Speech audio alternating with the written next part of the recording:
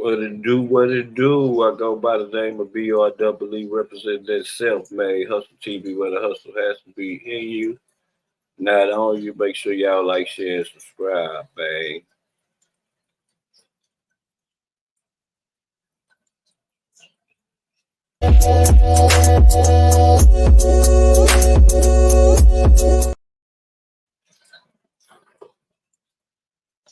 We're gonna go get into a jab real fast, and we're gonna get into this real GFace interview, man. The reaction to the real GFace interview. I'll put the link in the description. Shout out to Santa Mills TV. Shout him out. Make sure y'all subscribe to him. I'm gonna play this jam, then we're gonna get into this. Why you going hard, Cuts?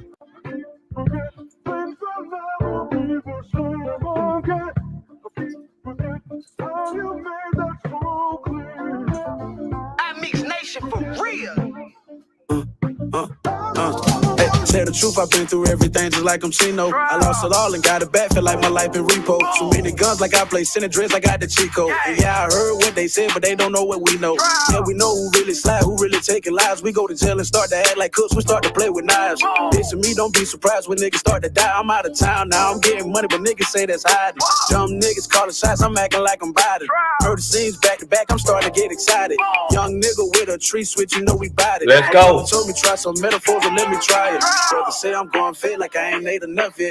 We get active in designer shoes, ain't had a scuff yet. Shorty give me police vibes, she asked why I ain't cuff yet. Don't tell me what a nigga said, I'ma ask why he ain't snuff yet. Real hitters in my city still ain't called my bluff yet. I snitch ain't never spoke up on my name and ain't get touched yet. If I die today, then she keep going, so I ain't done yet. Tell the truth, I'm in that mood and I ain't having fun yet. Spread the main up and kill his partner, send a message.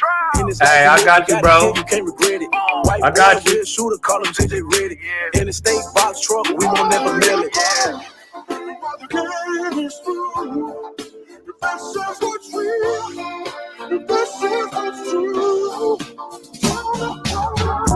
hit 'em up, tell the truth, we hit 'em up. Tell the truth, you know the biggest, hit 'em up. 100 B's right inside the semi-truck. Hey, hit 'em up, yeah, you know we hit 'em up. Tell the truth, you know the biggest, hit 'em up. 100 B's right inside the semi-truck. Ride for your nigga, no thinking what you debating on. Your nigga die, you celebrate like that, what you been waiting on. Catch a op, he dead, the ones locked up, I pray they make it home. Born in 98, but I've been thugging since the race. I hit you. My daddy locked up, he ain't paying child support. Beefing with the hospital, cause my nigga died on like FTA's on my record, I ain't like to go to court. Mama, I'm a big boy now, I ain't standing on the court. The niggas that I grew up with, I'm beefing with, don't make no sense. Locked up in the county jail, communicating through the vent. Daddy locked up, mama working hard, but still can pay the rent. That's why I gotta get rich without trying to like 50 cents. Even though we got the good, we thought they both like Ludacris. Got tired of drinking Sprite, so I pulled the four when the sun kissed. Brother, he don't come around. Color bang on dumb shit. I block like the playground. We sliding on some fun shit. I'm back now. I ain't cutting niggas slack now. Walking through the club with these pills, we ain't getting packed down. No WWE, I fucked the raw one, lady smack down. Started from the bottom, moved up. I ain't going back down. Bud better be wise. I'm sending bullets to a six pack. The bitch shirt by main pink design on me, mix match. Remember I used to rob and tell him come and get his shit back. Pull up at his house with his glizzy. It ain't no kickback. Hey,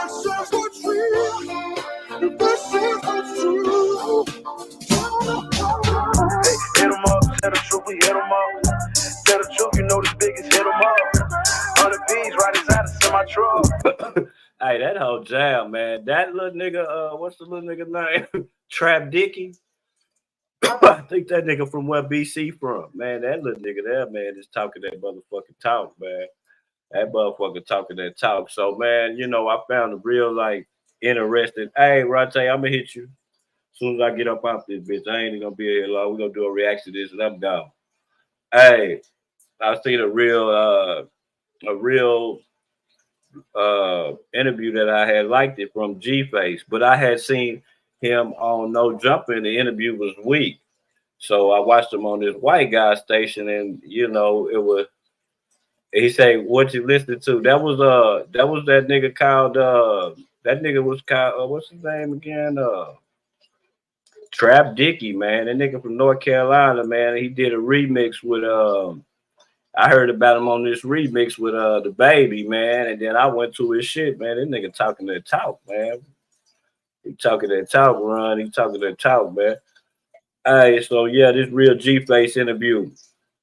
And I was intrigued by the nigga, man, because you know how like when most niggas get time and they be in there with them cell phones and shit, man, them niggas be playing on Instagram, Snapchatting, and all that old shit, you know, TikToking and all that. But this nigga GFace say when he got his phone, he was trying to figure out how he could start a business from in jail, nigga. So when he get out, it ain't nothing stopping him. Then he also looked at like how crimes and murders is high in California. So he was deciding like, well, how can I contribute to this legally? Contribute to this shit legally. So he formed him a cleanup business. They clean up apartments, houses. Yeah. He wanted to try to do homicides and all types of shit. So we gonna tap into this shit. OG nigga, man. Like these are our facts, y'all. So we gonna tap into this. I'm gonna put y'all on this real fast. I fuck with it. Make sure y'all subscribe to SelfMadeHustleTv, man. SelfMadeHustleTV, man. White guy. Ask all the right questions, man. For real. We're gonna get into this real fast. I ain't pay my YouTube, so y'all gonna have to be bad. I just thought about this shit right now. Yeah. Right now, I just thought about it right now. Bro. You too can DTF yourself. I hate them commercials. Direct to film I hate them commercials. So GFace, when a cop shoots you in the head, there's definitely intention. These guys are trying to shoot. They were trying to take you out of here, man. And you didn't have a pistol. You were running from them. And a law firm steps in, Bolden and Bolden, and says, "Hey, bro, you got a case that here, bitch man. jamming like a motherfucker. Let's sue the LAPD." Right. Well, just to backtrack a little bit,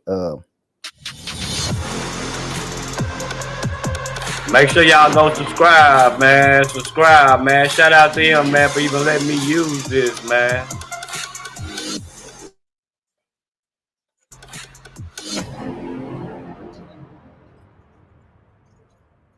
We got GFace from Trouble Gangster Crips. Thank you for coming through, man. it's a pleasure, man. It's a pleasure. Thank you for having me.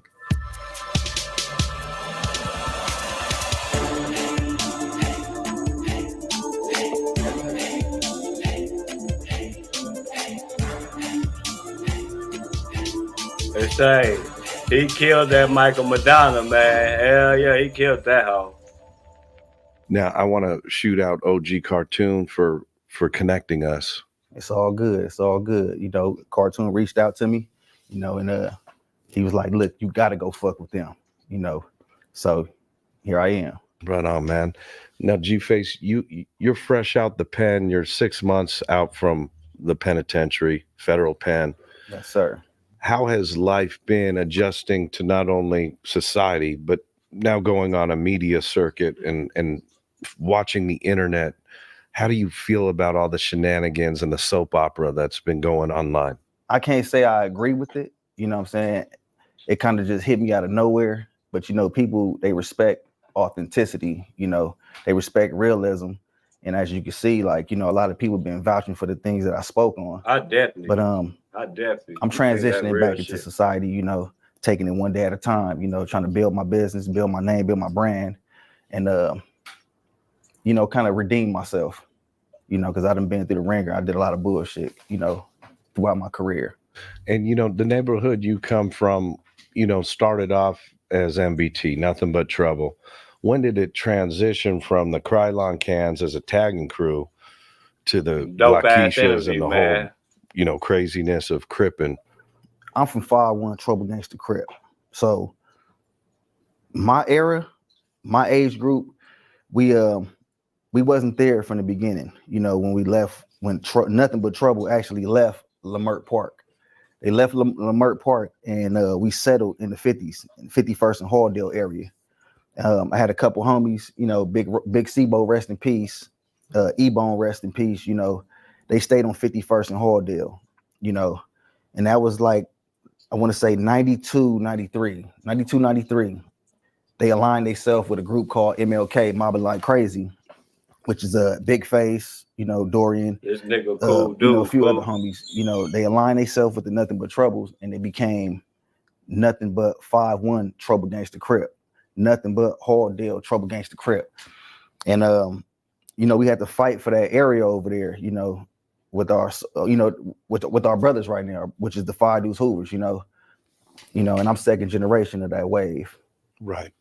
And your alliance with the Five Deuce Hoovers oftentimes has misconstrued the thought that the 5-1 Troubles are part of the Hoover His clan, name is GFace. Right. but you're your own standalone.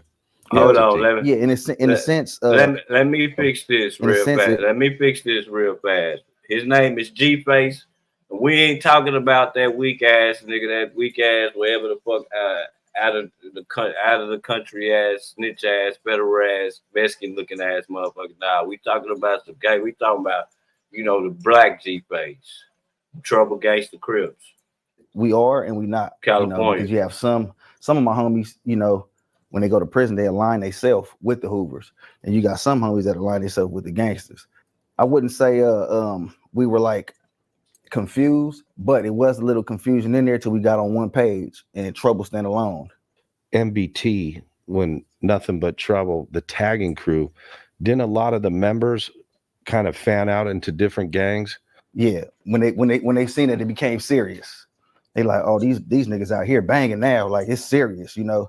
We had our first conflict, you know, with the 5-5s. You know, they used to be hustlers, but they 5-5 neighborhood Crips.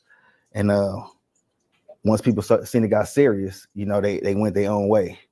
Like, nah, this shit right here too serious. People start getting shot, people start getting paralyzed, people start getting killed. They was like, we wasn't in this for this, because, you know, Trouble, they always been Nothing But Trouble was like some fly dudes. They knew how to dress. They went to all the parties. They had all the girls, you know, things like that. But when it became serious, a lot of people went their separate ways. Most traditional buy now, pay later options have 4 fixed man. payments The that stack commercials. higher and higher. Fuck this.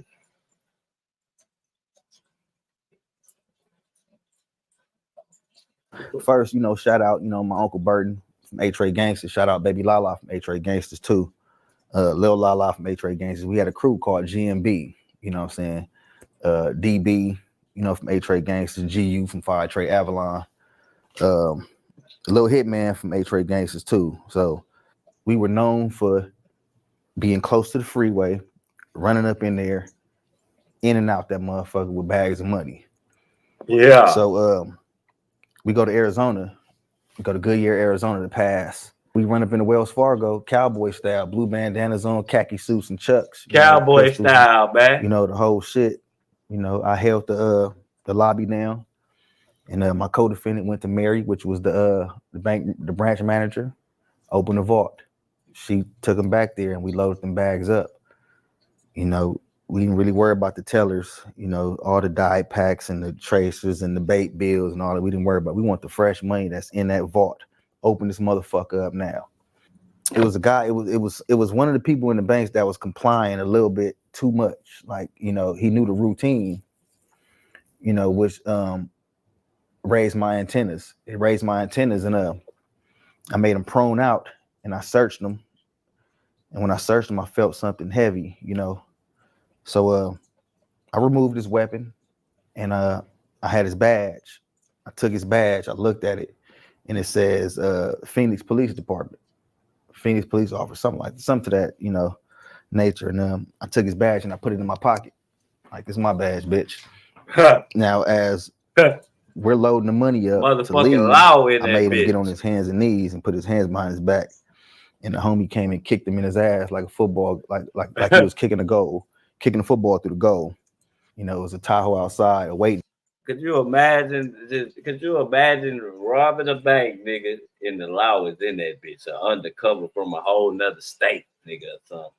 Like, he just in this bitch, this from a whole nother state, man. Nigga, it wasn't supposed to go like this. And that's, you know, and my uncle, you know, we got up out of there.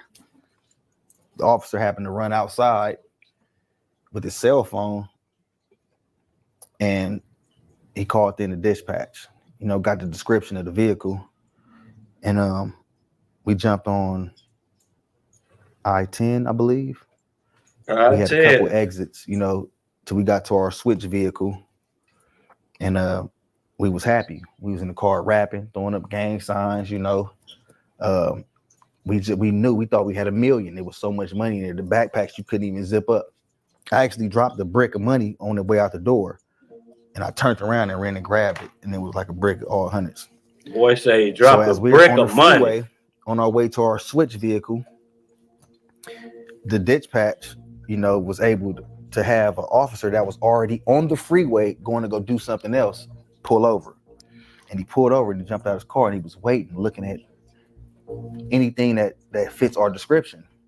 And when he seen us, he ran back to his truck and got in pursuit. We in this motherfucker screaming, you know, we got to get away from this motherfucker. Like, bam, another one get on us. We finally like ditched the police on the freeway. And like I turned around and I looked and I said, oh, we on it. We about to get away. So the whole time I'm like, shit, I'm about to jump out now. But he was going too fast. Burton from A-Trade Gangsters, you know, he was swinging that motherfucker. He was swinging a little bit too hard. Too hard, you know what I'm saying? Till we hit something. We hit something on the freeway and the truck rolled. Boom, boom, boom, boom, boom, boom, boom, boom, boom. So basically, they take out, they rather take the law badge, kick him in the ass, take his gun, take out. The law still got his cell phone. When he get a description of the car, now, you know, good bank robbers, you ain't gonna, you know, we don't keep the same car. You know, it's just like the movies. He say that the getaway car, the other getaway car is 2X's down. The nigga started swinging that hoe too hard, but he was like, we gonna get away. At first, he was like, we gonna get away. The nigga started swinging that hoe too hard. And then this where we at right now. Boom. You know, you hear that, you know, your head's you spinning right now, right? But I know we got to get up out of here because you can smell, you can see the smoke of the vehicle, and the police is coming.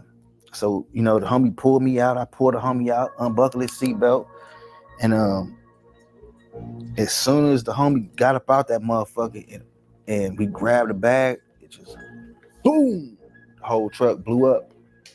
So now we running through a field, and now it's ATF out there, FBI, all the fucking police in the area had the whole area surrounded. You know, they had guns on us. We will shoot. They was telling us like they got the right to shoot if you know, if we keep running. So, you know, we ended up going to the feds, turned up. We didn't give a fuck. We in court laughing, balling up. Be smooth. We didn't give a fuck. You know, one of the dudes deflected on us, you know. You know, he went the other way. And you know, that's a period of my life that you know, I can't relive no more. The one plugin that I want to showcase here is this bad boy. It's called the God Particle. The only thing that you really have to understand is that you put your plugin on the map.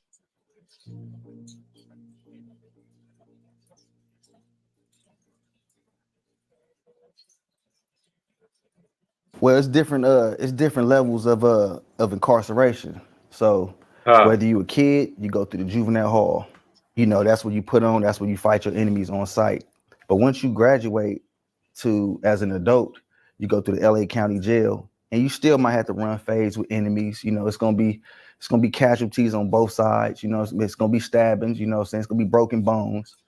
But once you get to the I seen it. I had talked about it. I had seen it on ATX. I had already talked about that. That $1 million grill got Johnny mad because that nigga spent $1 million with his eye. Yeah, I talked about that. Whether it's on the federal side or the state side, it get a little bit more about you know, your skin, the color of your skin. That's on the state side. Even though we still got a conflict in the state, it's you know, it's broke down in different cards, you know, depending on where you're from. However, you get to federal prison when you go to a USP, which is the United States Penitentiary, and it's dangerous. It's some of the most dangerous criminals in the country that's placed, you know, on 1 yard. You got the Bloods, you got the Crips, you got the GDs, you got the Vice Lords, you got the Mexican Mafia, you got the independent white boys, you got the AB, the Dirty South, and you got you know, New York, East Coast. So when you hit the yard there, all Crips is together. It's no factions broke down. Like, you might be on the yard with a couple of your homies from your hood, your immediate hood, but at the end of the day, Crip is Crip, and there's no separation. If you decide to go outside of that, you're gonna leave on a stretcher. And you know, we didn't be putting different group disturbances to where it was a 15 on 15 or a 20 on 10, and we all Crips, and we all out here stabbing people and getting stabbed, you know what I mean, getting stomped out and stomping people out.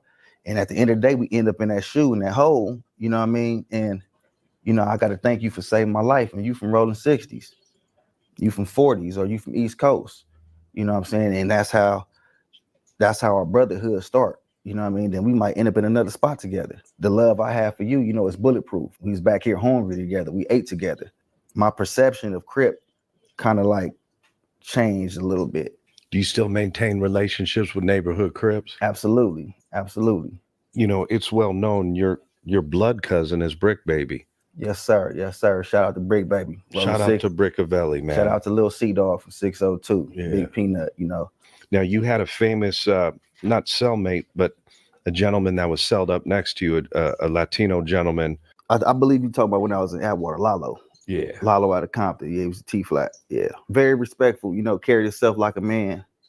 You know, I don't really know too much, you know, about his political situation, but my encounter with him, you know, it was 100. Right. And when he hit the yard, when Lalo hit the yard, was that like a moment in time? Did people come to order? Well, see, like I said, when you in the USP, United States Penitentiary, you got a level 4 prison, but I want to say there's like a level 5, you know, because it's a little bit more dangerous. You know, it's hitters from everywhere. West side. And at the time, I was in up north in Atwater USP, and it was a disciplinary program. So everybody that was getting off the plane in the feds coming from the SHU or discipline spot. And I'm in the intake unit. The intake unit is a unit when you first get off the bus or the plane, they put you in this unit together, basically to see if you could make it there, you know, and then you go to your, you know, respective units. So as we're sitting there, a new bus come in, the door open, everybody's sitting up on the top tier like you know, like vultures, like, you know, like buzzards. You know, we looking like, who was that? Listen to this story. Everybody that get off that plane is not gonna make it, you know. So they tell you when you get to R&R. Listen to this story, man. Or R&D, they like, hey, can you make it here? Are you safe here? Because if not, you know, you're gonna end up on that. You're gonna get airlifted. So when you walk out of R&D, you got the medical staff right there with the stretcher. You know, they got the, you know, the bags, everything. So we looking right, and as soon as the dude walked in, as soon as Lalo walked in, I noticed the shift in energy. You know, you see all the Southsiders, you know, fully blasted up. You know, you see them escorting him everywhere he go. To the shower, he's escorted. To the phone, he's escorted. Outside his cell was 2 different chairs, so he kept security. It's crazy. So, you know, I zoomed in and I kind of like checked them out or whatever, because that's what we do, you know. And I noticed the tattoo on his neck. You knew he was a somebody. Yeah, he was one of them boys. Yeah. You guys had a real cordial relationship, which is cool to hear. Yeah. I mean, that's what neighbors do. You know, when you in prison, whether you're in the SHU, whether you in a hole, whether you on the line, you know, you got a neighbor, you introduce yourself. You know? Always. That's what you do. Right. You introduce yourself. You see if they need something as soon as they get there, no matter what race they are. You know, you can be white, Mexican, black, you know. Yeah. You're here, so I know you straight. You know, so I'm gonna come check them, introduce myself. I'm gonna give you a care package, hygiene, whatever. If you're not a part of my car, of course I can't give you a weapon. But I'm gonna come introduce myself. Yeah. When I did that, you know what I'm saying, he appreciated that. You spent a lot of time in 21 years of combined incarceration. A lot of that was in your youth. Yeah. At 16, you end up going to the big house with the adults. At the time, I was turned up and out of control, so I wasn't really sweating it. It was kind of like a badge of honor to ask me. I was happy to go to the pen. I wanted to go to the pen. I couldn't wait to get to the pen, see what it was about. It was a rite of passage. And when I got there, it was kind of turned down. It wasn't really what I expected. I mean, you know, I held my own. You know, can't nobody say no busted shit about me. The disrespect you're seeing out here, how are you taking this, you know, regarding people cutting you off, people bumping you and not saying excuse me? Just our society's become very rude. Mm-hmm. I read a book called When I first joined Honeybook, I was roughly making $1,500 a month. Fast forward to today, my marketing agency is making $40K a month. Honeybook has helped me scale my agency by taking care of The 4 agreements. And one of the agreements is to not take everything personal. And I had that issue. I've been battling that for a long time. I'm not going to be disrespected, but I'm not going to put myself in the situation to where I got to hurt somebody. And all the disrespect that's going on, whether it's the internet, that's not my era. I don't believe in that. You know, we're not going to have, we're not going to go back and forth with the disrespect or none of that. You know, you pop it about me, 9 times out of 10, I might pop up on you, you know, and we could talk about it like men, you know. We ain't gonna do, I don't need an audience, you know, I don't need any of that. It's a tough adjustment, man. Yeah. What kind of gives you a little PTSD? Like, is traffic bother you when you're sitting in traffic? Yeah, because I'm always in my rearview mirror. I'm always in my way. I'm always alert. I do like a scan. I scan my whole circumference everywhere I go. I don't care if I'm in traffic, I'm in Walmart, the liquor store, the gas station. I never pull up to a gas station, just get out. I have to scan the whole area and see if I notice any potential threats. The traffic is a little rough, but you never know who you're dealing with, though. You know, you never know with this person. So, you know, like I said, I try to be respectful. I try to be respectful because you never know what the next person gonna do. And what about large crowds? Like, would you go into like a bar on a UFC fight night or? No, it makes me nervous. Yeah. It makes me nervous because, you know, alcohol and foods don't mix. Not at all. It makes me nervous. I don't go to large events. Have you always been like that? No, hell no. I used to look for it. I want to go. They got Summer Jam, we up there deep. You know, skating ring, we up there deep. King Parade, we out there acting a fool. You know, but now I kind of feel like if I got to bring a gun, I don't want to go. That's your policy. If I have to bring a weapon, I don't need to be there. Hey, man, I had to learn that, fool. I had to learn that. That's why I quit going out by myself. Because it's just me and my motherfucking 30. My nigga, if I got to do all that to go out, fool, like, I'm good, man. I'm going to chill out for a minute. Well, your affirmations, what are some things that your self-talk? I am so happy and grateful now that money comes to me in increasing quantities through multiple sources on a continuous basis. I like that. Yeah. That affirmation creates the blueprint. Mm-hmm. Next thing you know, I start getting phone calls and, you know, work orders here, work orders there. Besides the book, 4 Agreements, what's in your Mount Rushmore for books that we must read? Think and Grow Rich. Napoleon Hill. Think Like a Billionaire. Donald Trump. Sun Tzu, The Art of War. That's always on the Robert list. Greene, 33 Strategies of War. Andrew Carnegie, How to Win Friends and Influence People. That's a great list, man. Mm-hmm. Speaking into the youngsters in your neighborhood, do you provide a lot of mentorship to them and tell them how to move properly in the streets? Not fully right now, but I do have a mentorship program and another nonprofit that I partner with, and that's the goal. I currently reach out to a few of my homeboys, you know, for sure. You know, shout out Baby Left Rad, shout out Ace Boy, you know, they're my little nephews. Okay, West Side and shit. They got a lot of nonprofits, a lot of mentorship programs for kids that's not even in the streets. You know, I want the ones that was like me. I want the ones that's already in the streets. You know, I'm 39. I've never been out of LA unless I've been in prison. You know, so I want to grab some of my little young homeboys and take them to San Francisco, take them to Arizona, you know, get on the plane. Let's go to New York, you know. And you're already a gunner. You're already in these streets. You got, you know, you out here in the field, you know, earning your stripes, you know what I mean, making your name. Those are the ones I want because it's not too late. Why do you think it's so important to take someone out of their zip code? Does it give them a different perspective on life? Yeah, because we don't get out. You know, we boxed in, and, you know, the streets, our sections got this gravitational pull that tells us, you know, we're going to miss something if we leave. And we kind of scared to get out. You know, this is our comfort zone. You know what I mean? And just because you're 16, 17 and you out here full-fledged banging, don't mean you don't need to experience life. At 16, you were shot by the police, by LAPD, man. You got one in the head. You took some in the chest. Yes, sir. And they tried to frame it as if you were pointing a weapon at them. Yeah. Can you explain how that was a complete fabrication? See, back then when it happened in 2001. It happened October, the day before. Schoolboy you know, Q. we were in the car. Okay. And Okay. you know, something happened, and we ended up going Okay, on a West high-speed Side. chase.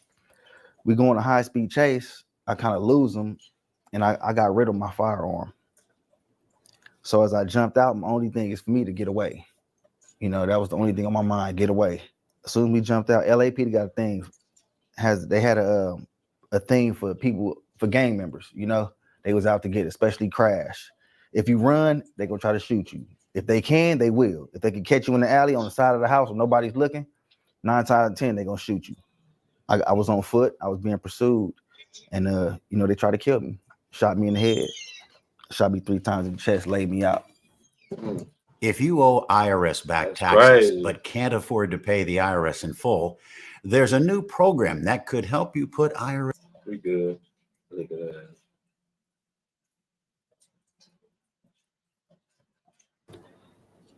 When I exited the vehicle, I kind of knew the possibility of, you know, me being shot at. And when I heard the first shot, I felt the impact on the back of my head. Spent me around. And as it spun me around, I hear the next shot. Boom, boom. And it went straight through me from this side to the other side. You know, got all the scars and everything, you know, that I look at every day, you know. And, you know, I thank my higher power, you know, that I'm still here. You know, that meant that the story wasn't over. I still have a lot more work to do here. So as it spun me around and I fell in somebody's driveway, and I just crawled all the way to the back. I'm looking for my homeboy. He's already gone. He already hit fences. I know for sure he heard the gunshots. So as I'm crawling, like I feel like I couldn't breathe because the bullets went through my lungs. I couldn't breathe. I was like, you know, heaving real hard, and then red foam started coming out my mouth, and I felt like my whole head was hot. And I reached back there, and it wasn't right. So as I'm in the driveway crawling, my homeboy come back. I see him jump back over the wall. I'm looking right at him, but the whole time I got red foam coming out my mouth, and he comes and hold me, kind of cradle me in his lap, and he tell me, hold on, cuz, like, come on, cuz, like, hold on, nigga. You know what I'm saying? You good. You know what I'm saying? I just told him, like, I said, I'm finna die, Trub. You know what I mean? I'm finna die. And once he starts screaming, the helicopter is looking for us now. Helicopter looking for us. He's circling. You hear all the sirens in the background. And he jumps out. He jumps up to the helicopter, and by now, like, I'm losing conscious. The only thing I remember is they rushing back there with guns, you know. But if it wasn't for that helicopter that was shining that light and the neighbors looking, they probably would have killed both of us back there. I remember them putting me on a stretcher and cutting my clothes off. Took my jewelry. I woke up in ICU. I was on life support. Yeah, I was 16, you know, and it was a law firm that actually did the investigation and seen that I didn't have a gun at the scene. And they didn't even have a gun. They had no proof that I pointed a weapon at them. And when they did the investigation, I was running. Just imagine you doing all this shit, getting shot by the laws of your dome and all this because they say you had a gun and you didn't even have a gun, bro.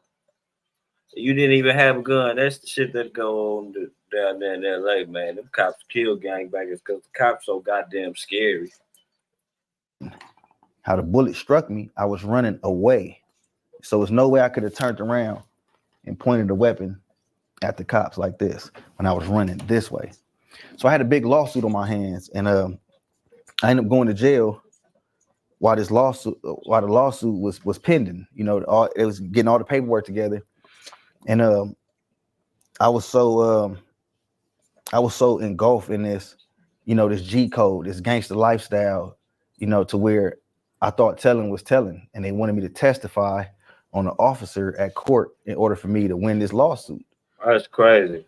You know, and snitching is snitching. I don't care if you telling the police. You know, I don't care if you're telling your enemy. You know, the G code is the G code, and you had to stand by it. That was my thought process. So I decided. We're gonna pause it right there. And I'm gonna ask y'all right now. Okay, everybody that's in this chat that's watching, that's typing, we know people in the crowd. We in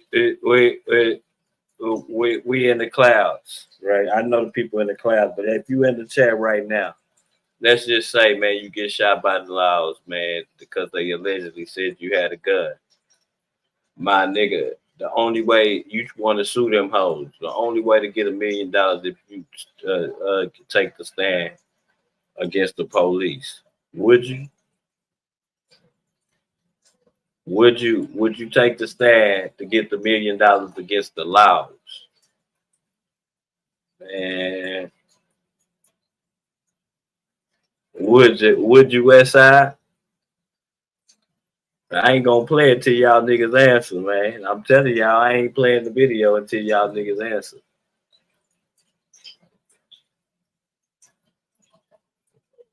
Like, would you? Sugar, what's up, Sugar? Would you? Would you? Oh, you would? Oh, hell, fuck no, me neither. I ain't taking the stand for nothing. Fuck y'all. I ain't taking. You know what problems they can lead to? You taking the stand against that one officer? Don't you realize that police station, the police department is a gang also, nigga? Nigga, you gonna have a gang of officers that know your name, and they gonna be gunning for your ass if you do win the case. They'll probably get your ass killed in prison, nigga. I had to opt out of the lawsuit. And I told him I didn't want to be a part of it.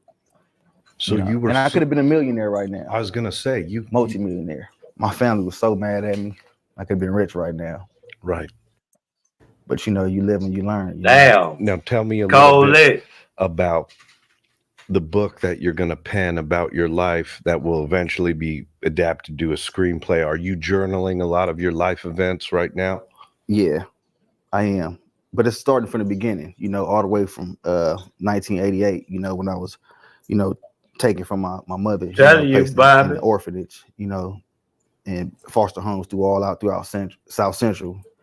And I was never able to get out those foster homes. You know, it was always I'm good. You know, it was always uncomfortable and, you know, an unhappy time in my life to where I had to turn to the streets. You know, I turned to the streets. You're a woman, Sugar. That don't count for you. It gave me what I was looking for. You know, it gave me that Hey, Sugar, that don't count for you. You know, you're that structure that I never had because I was You better get up on that stand. If that happened to you, you my girl, Sugar, you better get up on that stand, nigga. That don't count for me. Shit. But I'm gonna tell y'all something before I start this video. This kind of off track a little bit. Nigga, my girl so into the no rat shit. Nigga, they called her to do some jury duty. My nigga, she kept saying, I explained to her, nigga, you ain't, she was like, what is this and what they gonna make me do? I'm like, nigga, you gonna be a juror. You gonna be a juror for a case. It could be a trial case. It could be a motherfucking murder. It could be a kidnapping. It could be a drug dealer. You know what I'm saying? You know what? She sat back. They said she had to be there in a week or something. She sat back and find a way to swindle her way out of there. You know what she told them folks? She called them. She said, you know, I'm finna tell them, fool. I'm finna tell them I can't read. My nigga, I'm gonna see what they say. She lied to the folks and told them she can't read. Nigga, they told her she don't gotta come. Nigga, she did not want to be a part of that shit. Yeah, you know what I'm bouncing around from different homes, you know. Yeah. So we gonna start there. And, hey, this is the honest God truth. I'm gonna take I'll you through put that on my daddy grave. California Youth Authority, and you know, losing homies and death. You know, all the way up until I made a conscious decision that, you know, I was done with incarceration. Is this the longest you've been out? I'm damn near neck and neck to where the longest, but that's not the point. The point is I haven't committed a crime. Well, we had a lady on the show, Master Maggie, and she grew up in the foster care system back east. And she was saying that that system is so wrought with fraud and corruption and abuse. Did you see a lot of abuse in the foster care system? Yeah. Can you speak on I had a family that loved us, and you know, that that treated us like family, and I still consider them family to this day. They say It like was just kind of hard back that then. nigga say like New Jersey Jive. Because I only had like 1 or 2 pair of pants, while other kids got on Jordans and Nikes and stuff. I got pair of shoes on with holes in them. West Side. Hungry. They had a lock on the refrigerator, a chain and a lock on the refrigerator. Forced to eat oranges for lunch, oranges for breakfast. You know what I mean? Yeah, it was kind of hard. 7, 8 years old, 9 years old, 10 years old. Eating out of trash cans in the kitchen. Going through the kitchen, I smelled Popeye. Well, they had fried chicken. I'm eating the scraps. So I did sustain a little bit of abuse. You know what I mean? I was never stable. I'd be in this foster home, I'd be in this group home, I'd be in this foster home, this group home, be in everybody hood. So, I'm familiar with the whole South Central, going through several elementaries and several middle schools. Back then it was middle school / junior high, different high schools and stuff. Did you ask yourself, why me? Nah, I mean, I do now, but I appreciate, I actually embrace what I've been through because I'm a father now and a grandfather. So I know what I was lacking back then. And whatever I missed and whatever I didn't get, I make sure I give it to them, especially quality time. A lot of the times that's what we wanted, man. And I had to go to my 5th grade graduation by myself. I had to graduate from middle school by myself with no family or support there. So I'm kind of like a loner though. Like I kind of like do things, by myself. I'm really at peace when I'm by myself. You know what I mean? But I did sustain a lot of neglect. You know what I mean? But I'm saying though, your struggle is an important part of your. But see, this is a little different than ATA. I think this a little bit different than that. Suing, you don't gotta take no stand. You get what I'm saying? They did this to him because he was a gangster and the law was crooked or something. You get what I'm saying? The law had already been fucked up. So what they were gonna do to him was if this big bag tatted up face gang member get on the stand and tell the truth against the cops, you think he lied? You know what I'm saying? That's crazy now. Like and all he probably was gonna have to say was what he was doing. Meaning like I turned this way. How could I walked this way? You know what I'm saying? I ran this way. I didn't point my hand like. But still, he was like, "Nah, I can't go through that. That's DP history." Story. If you didn't go through it, you wouldn't have become the man you are today. Right. I appreciate the small things. Like, I appreciate, getting dressed now. I can put on whatever I want to. Any type of outfit I want, I can actually afford it. I had a thing where when I was a kid, I used to want the Jordans, all the Jordans that come out, and I was with a particular foster family that was wealthy, but never bought us anything. Like I said, I had 1, 2 pair of pants. This particular family. Okay, hold on, real fast. I'm gonna comment to Bobby comment. Okay, Bobby, what if you bought something from like a jeweler or something? You bought something from a jeweler, and it was supposed to be real or something, and you took it to another jeweler to trade it in to get you something else, and you found out it wasn't real. You wouldn't sue him to get your money out of that? Yeah, I'm suing that nigga to give my money back because you can't go beat him up and take it from him. Like, that ain't no street shit. You know what I'm saying? So, but I'm still not renting, though. I don't give a damn what you say. Fuck all that. I ain't getting on no stand.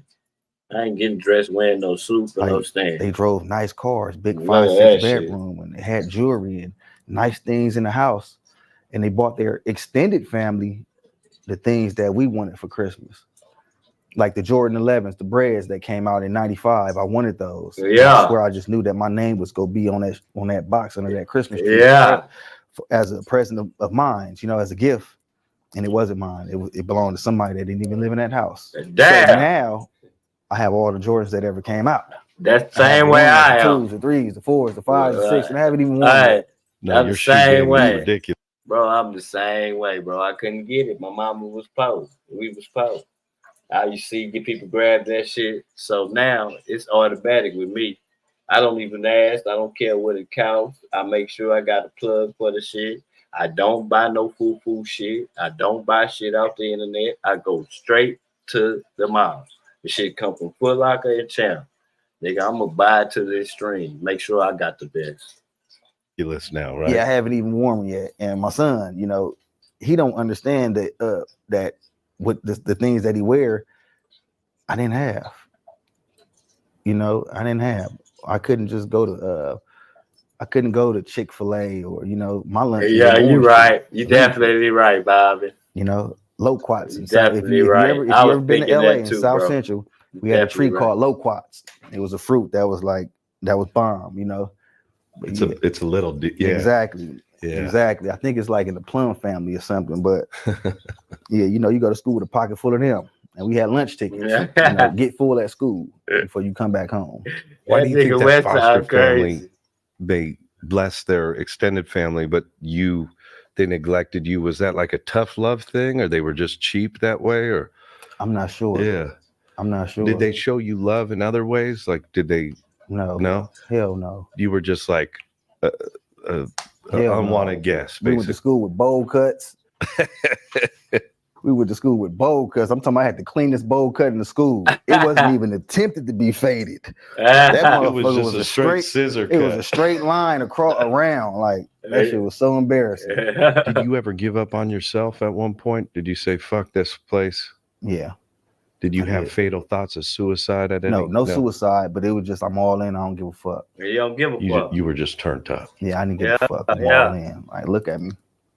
Like, you had to be all in like that. These ain't no basketball tattoos. All these tattoos. Let's go. One by one. Let's go. Yeah. You know, I had the attitude of fuck it. I really didn't give a fuck. In terms of the face tattoos, are you going to get some of those removed? Yeah, the process already started. I go every week. I went for my first session about a month and a half ago. Matter of fact, the same day I did the no jumper interview, I went that day. So you go every 8 weeks, you know what I'm saying? It hurt like hell. Is it hurt worse than getting the tattoo? 10 times worse. 10 times worse. All your body parts just start jerking out of nowhere. You know, whoo, I'm sweating thinking about it again. But I go again next month. And the thing about it though, I gotta sell myself, you know. I gotta sell myself. I deal with a lot of customers, I deal with different people. And you know, presentation is everything. You know, presentation is everything. So I advise, you know, the youngsters that I be meeting that come to prison. As soon as they get there, you know, they're looking for the tattoo man. They're looking for some weed, some cigarettes, some drugs. You know, they come in looking clean. They come out a week later, all hit up like me. Didn't earn not one of them. You know, you ain't stabbed nobody in here. You haven't been to the shoe. You don't have no assaults you have no assaults on correctional officers. You know what I mean? You got all these enemies crossed out and you in here for domestic violence. You know what I'm saying?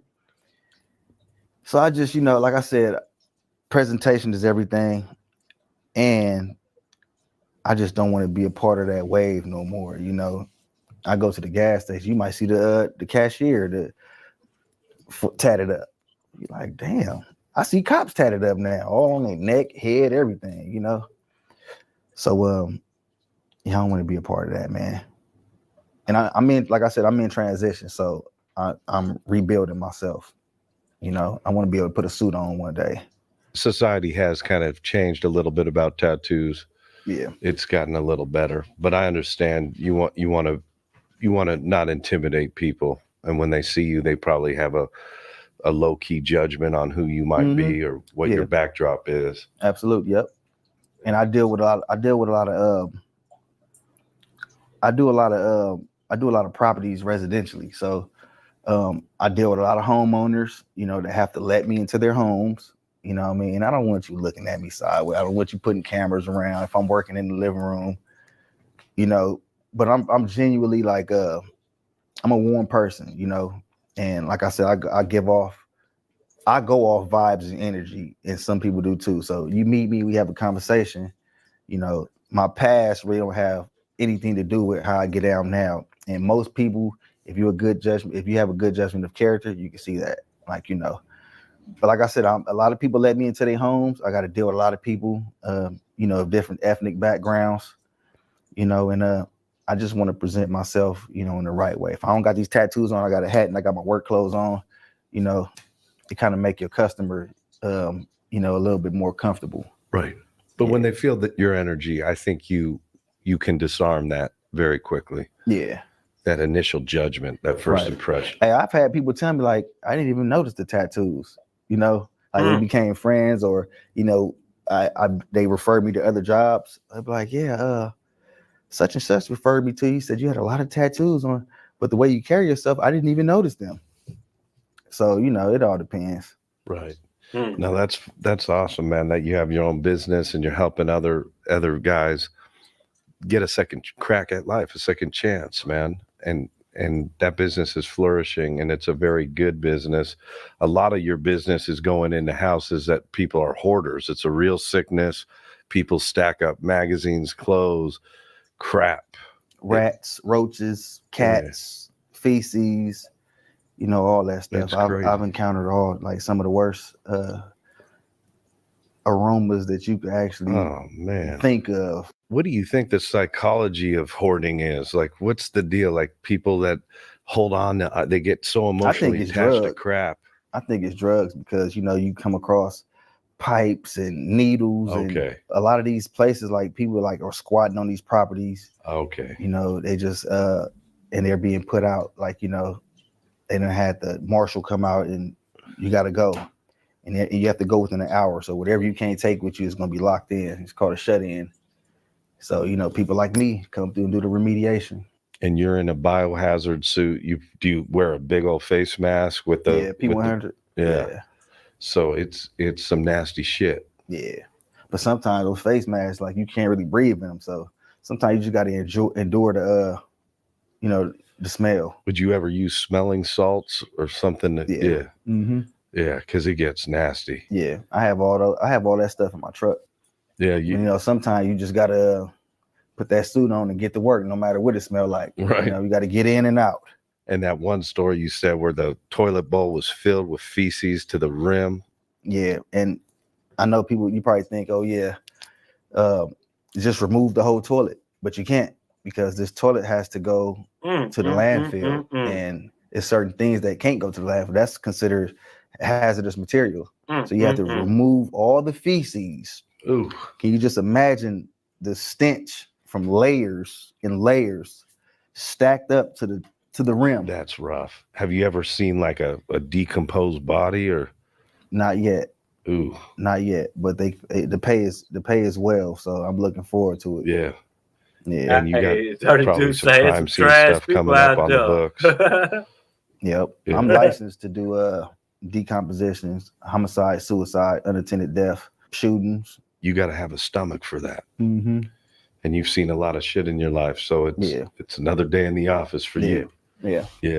But it's a great business. See, a lot of people get caught up on rapping and you know, being influencers, but the businesses that make money are the ones that are fundamental. Right. You know, and it's no more fundamental than cleaning up a and it's not biohazard cleaning is not controlled by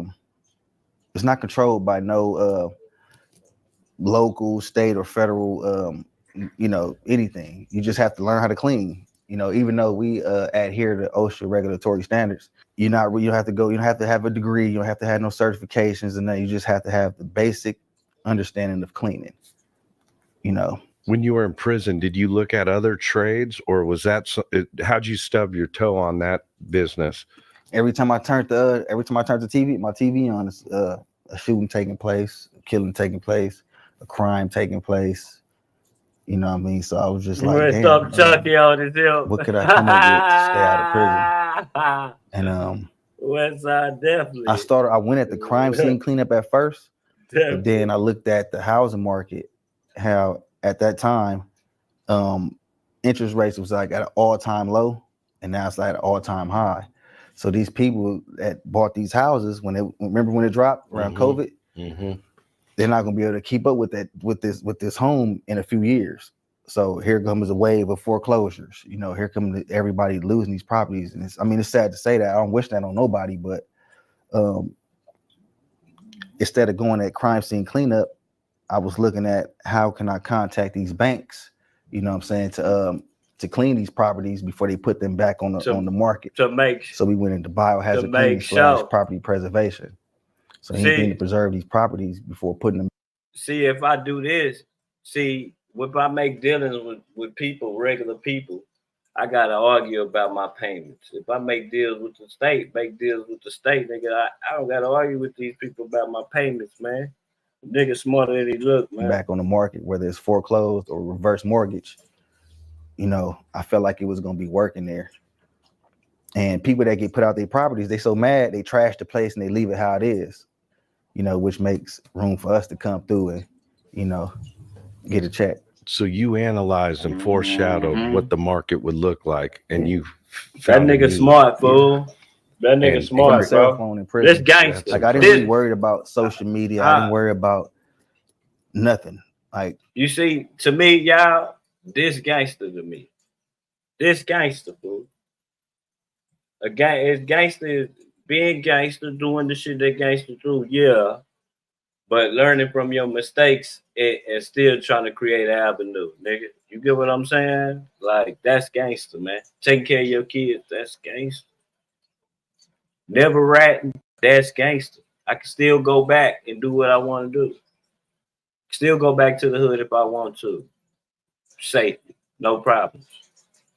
That's gangster, I got man. on that cell phone and I studied and I did research and I did information and I learned about the stock market, opened up a Charles Schwab account, a brokerage account, learned about cryptocurrency. You know, I still hold crypto. I still have shares, you know. This gangster, man. Got on there and, you know, did like Zoom meetings and, you know, watch tutorials, you know, just how to do, to learn how to do the stuff that I'm doing right now. I did it right there from a jail cell. You know, it's my first time actually working, you know, first time actually making an honest dollar. You know, I was always for the quick come up, a robbery, you know, always was a stick up kid, smash and grab, you know, sneak and geek, you know, but now, you know, I'm actually doing what I learned to do from prison, you know, whether it's tile installation, window installation, you know, tree cuts and things of that, you know, of that nature, man. Yeah. Sounds like you used your prison time to really better yourself. A lot of self-development. And it wasn't to get out. You know, a lot of people go through all these re-entry programs or, you know, the Second Chance Act and, you know, whatnot or whatever. Mine was personal. You know, mine was personal. It was behind closed doors. You know, my self-help was real. Like, I wasn't doing no classes to get time off or none of that. You know, I wasn't calling and making phone calls, begging or, you know, bugging people. You know, I didn't call nobody. I didn't ask nobody for nothing. I made sure that this time I did, it was going to be the hardest, you know, and I was going to go through it and I was going to miss my family, you know, and I was going to make the decision to, you know, transition. So, right. Yeah. When a man is right, his world is right. The money must feel better that it's legitimate. You're paying taxes on it. Mm-hmm. Your world is right. What's some advice you can give to young gentlemen coming up in the world? Learn. Just learn. Just don't limit yourself. You know, keep your options open. You know, read Rich Dad Poor Dad. You know, don't never say I can't afford something. Tell yourself, how can I afford it? How can I afford this? You know, that was one of the lessons that I learned in there when he was Robert Kiyosaki was talking about how he had a rich dad and a poor dad, and he wanted an airplane, I believe, or something. And his rich dad was like, "We can't afford that," you know. And that's the lesson that I learned too. And I try to teach my son the same thing. You know, don't say you can't afford something or we don't have enough money for this. Ask yourself, how can you afford it? You know, and because he says once you say you can't do something, your brain shut down. It's shut down. No options are available. But if you ask yourself, how can I afford this? Your brain will start filtering like, you know, different ways you can actually attain that.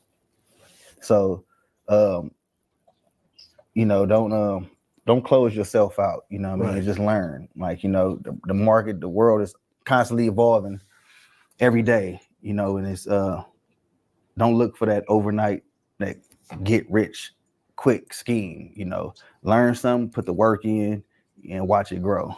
Yeah. Don't limit your beliefs. Yeah. No, I feel that, man. That's a great gem you dropped. Don't go with the how to flip your money on Cash App, how to turn $100 into 10,000. No, that's bullshit. Put your work in, learn, stay, you know, You're gonna take some losses, you know, but the wins is gonna outweigh the losses, man. How can our audience tap in with you? Are you on social? Yeah, right now they can tap in. They can tap in with my Instagram, Band Dogs for Life, BANDOG 4 Band Dogs for Life. Band Dogs. Yeah, you can see a picture of me up there. All right, man. We're gonna tap in. Reach out. Yep. And GFace, we want to thank you again for blessing us with your story, bro. Keep up the hard work, man. We're Hey, I'm a player, Jam. I ain't going nowhere, man. We're gonna go to St. Louis, man. I got another documentary I want y'all niggas to see. We're gonna go to St. Louis after I play this Jam real fast. I ain't going nowhere. I got time today. Nigga. Play a Jam, and then we're gonna get into this other little documentary. This shit only like 37 or something like that. 37 minutes.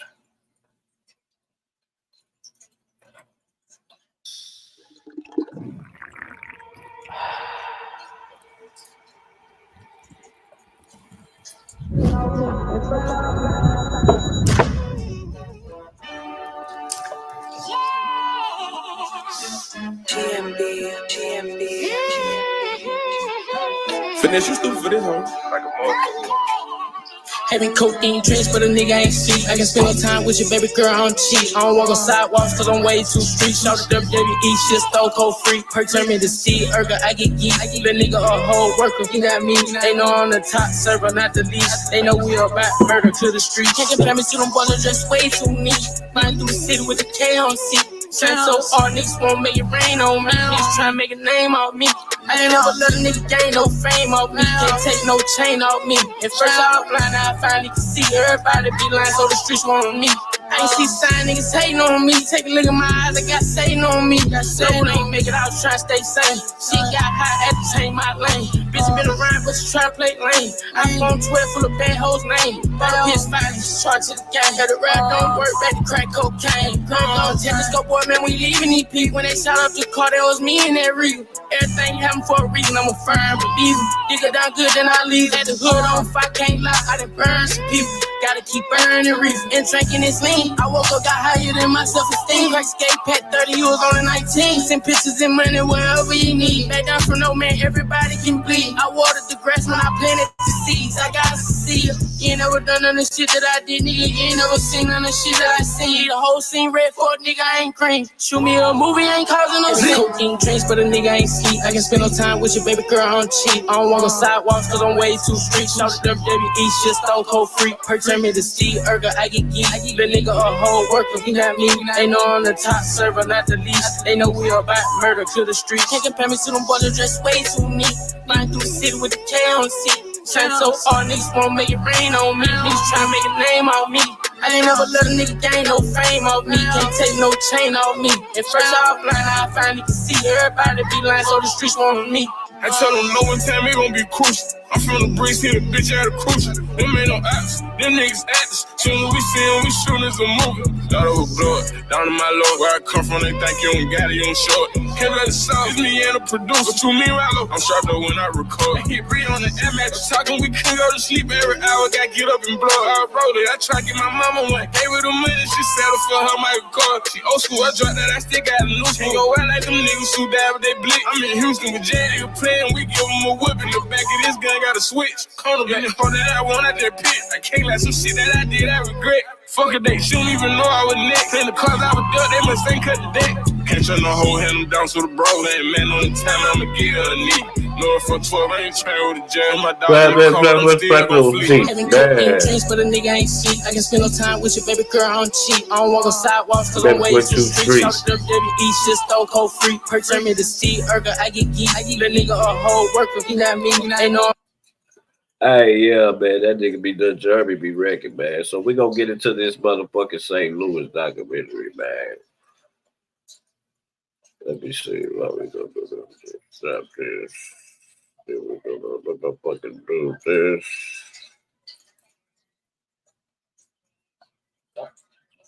This all. I ain't even tapped into this out yet. I ain't even know what they brothers even said about this out.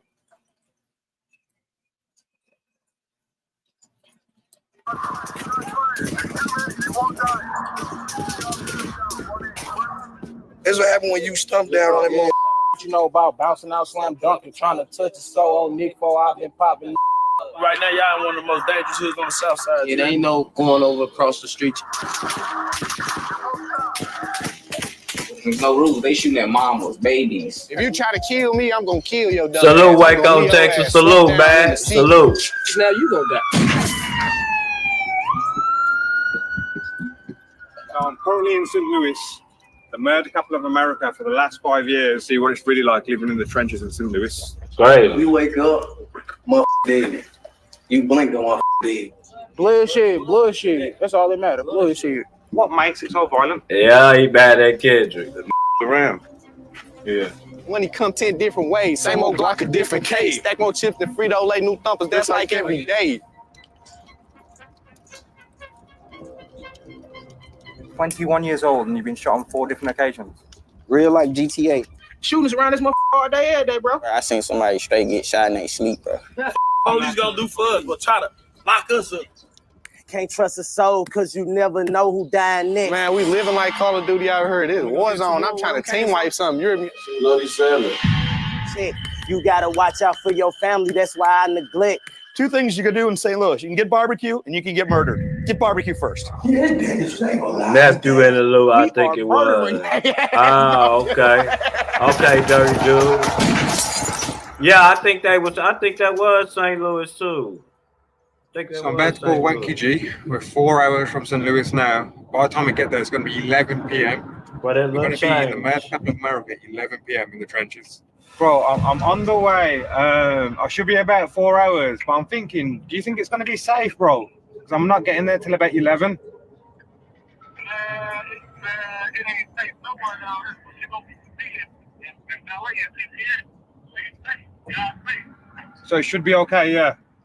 Yeah, it's safe. We're waiting on it. Yeah, cool, bro. I'm going to be about 4 hours, man. I'm going to get there as soon as I can. I've never gone this late to any trench. Welcome to St. Louis. This is how we doing it. Welcome to the Grass Game. Shout out to the UK. We up in St. Louis right now. Get back the valley. You know the big valley. Oh God, what's going on?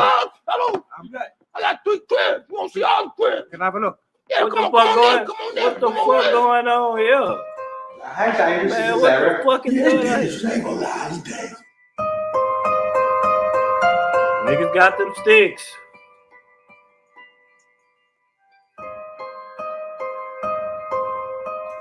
So what's the name, bro? T. Aaron. All right. And T, where are we at the moment? Nigga shook Grape his Street, head. Grape Hill Crips. And what's this area known for? Everything. Killing, dope dealing, everything. You name it. Yeah, shit, it can get crazy. Yeah, this Blink of motherfucker an get eye. crazy. We be chilling now though. Nobody come through no though. better than to bounce through here on some shit, you know. Motherfuckers through here, they gonna get their ass tore up with like 10 different guns type shit, you know. And bro, what's this area like? What it look like? Shit, looks tell it all for you. That's a firework. You tripping to jump out your skin, gang. That's a firework, gang. Don't trip out. Are we sure that was a firework? You scared, gang? That's why, gang. I'm telling you, gang. You good over here. Nigga ain't gonna try you over here. That's where MHB from. This way What MHB makes it so from. violent? Most 80 bloggers. It's around. See, I shit down Them here a blokes little from different here, too? because like in LA and shit, it's spread it out. Where over here, you know what I'm saying, you go up a street or 2 over and it's a different hood. You know what I'm saying? So it get more dangerous. You're from different neighborhoods, yeah? Yeah. Like these 4 streets might be a hood. Then 2 streets over, you might have another hood. Across the street to be another Street hood. to be another. On paper, this is probably the most dangerous This in right America. here, this 4 different hoods. You want to break right now. This is the break. different hoods. Break here. You know what I'm saying? This 4 different neighborhoods right here. all Like gonna we're all step together. together, We all step for each other. Everybody gonna step. Awesome. And how close is the op block, so to speak? Shit, we can walk across the street to a motherfucker. Nah, We can share the MHB same from gas St. Louis. station. Everything. One apart, it's just different blocks. And don't go pump your gas without your gun in your hand. Serious? Is that, yeah? Hell yeah, man. I pump your gas without your damn gun on you. Right there, me. It ain't no going over across the street to the next store right there. You hear me? That's a whole nother nigga set. The city off the chain, man. Man, like that's what happened when you stump down on that motherfucker. Stab wounds, all that shit. I done been through it all growing up through the hood, man. Stab wounds, Yeah, he from gunshot St. Louis. wounds, all that shit. I got shot in my head. I've been shot in my Ankle head right there before. too. About her. This shit real life. This not like the movies. You hear me? Why is there so many murders happening in St. Louis? Hey, bitches choosing. Hey, cause getting money out here. Like, motherfucker, make this shit look easy, but this shit take hard work, dedication, goddamn me, and patience. You hear me? It's open carry. You ain't got. It's easy to get one of these bitches told we won't. You can get one like that. There's probably many reasons people they get carry murdered. whatever the Not fuck very they want to sinister, carry. Not very peace, love oriented. I think a lot of us to play with that. I think drugs and money is probably the biggest factors. Big great. Vela gang shit is You hear me? Great Crocs.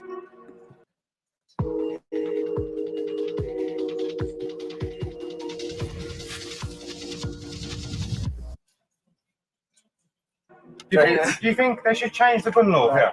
They need to change it to the felons being able to gun carry. And do you think that would decrease the level of murders happening in time? 9 times 10, it would. It'll decrease a lot of shit. Yeah, it would. Though, 9 times 10. Conviction rates, a lot of shit will go down. Because a lot of us getting free cased out here. That happening a lot? Yeah, a lot. They trying to change the law. They trying to change it. There's too you many gotta crooked have cops. a life. You know what I'm saying? It's just real out here in St. Louis, man. Right now, y'all in one of the most dangerous hoods on the south side. You hear me? I wish I would have came like 2 days ago. How we had this motherfucker so packed, goddamn me, like the movie Project X. You hear me? Grew up in the county. I've known one person that's been murdered. This is what they say, and I guess stats don't lie. I'm oblivious to this. I hear these stats. See your documentaries. I don't dispel it. I don't think you're lying. Salute, y'all. We don't see it. Like the lady who owns this building got her windows broken out a few months ago, and that's been like, whoa, windows broken out. I mean, that's like, okay, that's shocking. This is what's so about St. Louis. Wake up in St. Louis, want to get some money and catch they op. See, Chicago just be want to wake up and catch they op. Niggas in St. Louis wake up, get them some money, then go. They trying to go clap some all day. That's all they be on here is clapping shit. Man, we living like Call of Duty out here. Let me go get 2 more. Where them came from? Something. I'm trying to bounce out and team wipe something. Bro, this RPG bazooka blow something up. You're bounce doing that, fully something down. Bro, real wild, bro. See how these niggas talk with that open carry? They taking advantage of that shit. At the same time, Niggas better take advantage of that shit. Over here, though, like, it can get we trying to get out of this life, though. I'm trying to get out of this life shit. We trying to get out of this life. We're not trying to stay in this shit forever. This shit over with. Motherfuckers be getting in the streets to stay in the streets. Motherfuckers really need to be trying to make their way out the streets because it ain't shit in these streets. I don't like living like this shit. I don't like to have to watch my head everywhere I go, but shit, that's just what it is. Motherfuckers on point. You gotta make no mistake though. A lot of niggas carrying guns to protect themselves. These niggas ain't trying to rob people. They ain't trying to hurt innocent people, shit like that. Like niggas carrying shit to protect themselves. Man, you gotta think about it like this. If I don't protect me, who gonna do it? The laws will shoot me just as fast as Police. Then Then they got mass shooters out here. I might be in Applebee's one day. I might can say it today. I'm the only one in Applebee's with the blick, bro. I found much safer in the day. I can see why it's classed as the murder capital. Also, I can see why it's so dangerous being here in the evening. Because when you walk around in the evening, you don't feel as comfortable as you do in the day. So if I came here and I didn't know you, and let's say I came with my girlfriend just to walk down here, would I be good? I'm gonna keep it all the way real with you, bro. I'm gonna keep it all the way real, bro. On this particular street, you probably be safe to walk down here or walk down here. We don't just. You got to do something for us to be tripping off you. We ain't just tripping off civilians, gang. We don't do that around here. Could you walk anywhere in St. Louis if you wanted to? Yeah, I can walk anywhere.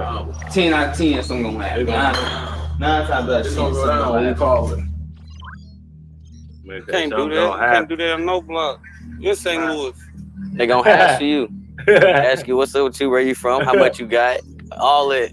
That's a different world to where I'm from, bro. Like in the UK, we could walk wherever we wanted freely, and there would be no repercussion. Good luck. I need to get down there. I need to get down there. But people gotta understand, man. Street is human. We ain't. We not aliens, man. We regular people. We don't be on no bullshit. That's why I tell. That's why I It's tell. just what the media portray. You know what I'm saying? Hey, On some cause movies they and ain't TV and scary, shit. bro. And I real said the life shit, same with thing. regular Shit people, that you bro. seen Hey, tonight. you know That's what? the shit not to hurt. You know what's crazy, Bobbin, is I said the same thing, Bobbin. How these dudes get? Because they the boldest niggas. You gotta understand, man. Them wars and shit they be seeing over there and shit, nigga. Like, nigga, he ain't scared, fool. You know he can't be allowed. He a fucking you know, he's an Iranian. He can't be no law. Then you know he paid them people too for this shit. This shit ain't free. Nigga, he spend some money, nigga. Every time. He got some of the best interviews. If something was to happen right now, y'all get the out the way. We gonna handle that business for y'all to leave safe. I'm trying to find out what it's really like. No, he ain't no law. He a fucking Iranian. Since I stay here, I'm adapted to it, so it's like easy for me. A nigga tatted up. Other than that, it's strong. You gotta be strong to survive here. If you don't, hey, that's real shit. You don't gotta be in the streets to eat you alive. You know what I'm saying? Like, what was it like growing up in this environment? Man, it was fun, like fun, stressful, all that shit, dangerous, mostly fun though, but all the above for real shit. We was young, yeah. Watching everything. I jumped off the porch at 11 years old. I got my first gun at 11. I've been smoking since like 7 though. I had your first gun at 11. Yeah, I had my first joint at 11, but I've been smoking since 7 though. My first gun was a 38 revolver. My first gun was a 22. My cousin, baby, 22 like a long ass Magnum. It was a Ruger. My cousin, a long ass silver 22. 20 years for like 40. Yeah, bro, these niggas can't even go to the mall and buy shoes and shit without guns, nigga. What you mean? Nigga, going to the mall to get a pair of shoes and get tough this ass unallowed in some cities, man. Like, they need this shit different, man. These niggas, and then, but see, you gotta understand, like, them open carry states, some people take advantage of it more than others do. These young niggas taking advantage of this shit, and they going straight for the big guns. A lot of people in St. Louis get to make it. Drums. All that shit is all legal. Bro, y'all don't understand. And them 50 drums and shit, that shit is all legal, fool. All that shit legal. Them ARs, that shit is legal. Them Dracos, that shit legal. You can ride around with that shit without a motherfucking license as long as you 21 and older, nigga. Just win, I say. What was school like growing up? When I used to laugh at niggas with them fucking fanny packs. Look, you see 3 niggas with fanny packs on. I used to laugh at that shit, man. Them niggas yags with them fanny packs, man. Pay attention to the fanny packers. The fanny packers are the pistol packers. Trust me. Y'all better pay attention. It was fun. School was fun as hell. It was fun. About to go back, I would. Like everybody you beefing with, like Man. the way it is here now. Everybody you beefing with now. I'm just being honest. I'm telling you, fool. Like literally close. Everybody close. Everybody, it's just everybody separated, went to different places. They both niggas with them fanny packs on in the back, fanny pack. But the big ones though, they got the big ones. The big ones, I'm right. my nigga. There was a lot of situations and shit that made me think like, damn, I wish I would have stayed out of this shit and shit. It's too late for all that. I wish I would have stayed out of this shit. You in this shit now. Ain't no turning back around. I got put out of school. Well, I didn't get put out of school. I just didn't go back. Shit, I got shot at ninth grade. Shit, I didn't go back to school. Oh, you alive? I got shot on the bus stop, the school bus stop. So shit, I didn't go back to school after that. Yeah, I think it didn't really affect them because I always been around, but it just affected them when the first time I got shot. That's when they got the kid on. But it was already too late after this, baby. You wait too long to say so. My big cousin got shot. How many times have you got shot? That's on YouTube. 4 I'm times. an OG. I'm a chill boy now. How old are you? 21. You're 21 years old and you've been shot on 4 different occasions. Yep, the first time I got shot, I was 15. 15? Yep. Well, your life seems crazy, bro. You get used to it out the way out, big bro. It seems like everyone here is desensitized to murder. Yeah. Nigga, you stupid. Yeah, I was like 15 years old. I was like 15 years old. See, I was supposed to be in school. It says the security going in, they let me in, told me leave. So I walked, so I left. I missed me leaving. That's what happened. Get NFL Sunday Ticket and YouTube TV to watch up to 4 games live at once with Multiview. I said, this shit I rap about, this shit it might go free. Free little big bro, bro, you missed the tap that switch and put your ass to bed. And look how I got hit with 16 shots. They found this little ass dead. And Lil Maury they got like some bread. I got killed right by the task for making bad choices. Hit the corner, let me out on feet. I might on my forces. Let you know about popping. Then go duck off at Porsches. He don't post on them Porsche. Don't post no vote. The old they wanted this. I just talked to a cow killer. Switch up on the 19X. That bitch a loud spitter. Big clip. It's the one-hitter quitter. Almost got clubbed with Nigga look like he got a 50 back there. Blinky wanted this my partner, find your daddy killer. 50. Blinky wanted this my partner, find your daddy Blinky boy. If you saw a loved one get shot, the littlest niggas with the biggest gun. Hypothetically speaking, if you saw that and the police said to you, if you tell me who did it and you saw it, they would go to prison forever. What would the response be to that? Give me my lawyer. Give me your lawyer, yeah. Give me my lawyer. Are you locking me up? Are you charged with anything? What do you question me for? And bro, if you could see or speak to the person who did this, what would you say to them? You know what I'm saying? I don't know. They probably couldn't speak back. I don't know. I'm saying no talk. They probably couldn't speak back, so I can't talk to somebody. They can't speak back. God, you saw a loved one get shot. You knew who it was. Would you tell the police? No, we pushing. That boy say, man, they probably couldn't speak back, man. Damn. Kill him. Police gonna do for us, but try to lock us up. It's either like this, man. Either you gonna be a bitch ass and let them walk I this bet earth, you never ever send them to jail. They going to jail. So either you let them walk this earth, or you be a real you handle your Because business. you know, then that's what you are. You labeled a snitch. It's a different type of. These are real street babies. No You telling know because what now I'm you gonna die. Because you run around here telling. We gotta get you out the way now because you tell.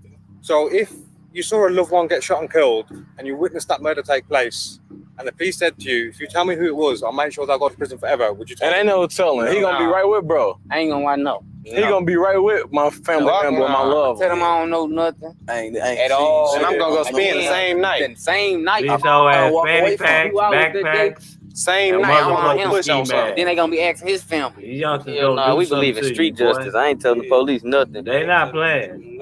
That's mind blowing, bro. Yeah, like it come with the lifestyle. Like you, a civilian, good Samaritan.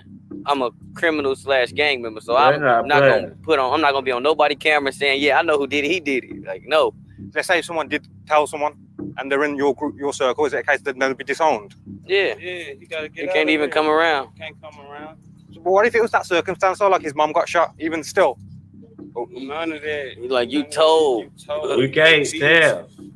They don't understand that shit. How do you think I get a gun? Easy. Walk around and ask somebody to sit. No.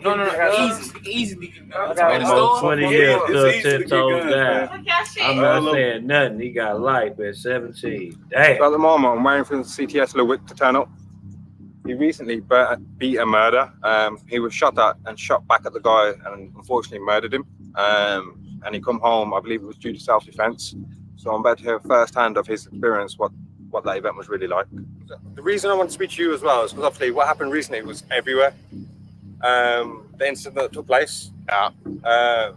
If you could just talk me through if you're comfortable about talking about it or what you can touch on. I mean, shit, I ain't gonna get too much into detail, but if you try to kill me, I'm gonna kill your dumb ass. I'm gonna leave your ass slumped down in the seat somewhere. Oh, baby. Stupid ass. Oh, I ain't lose no sleep over that shit.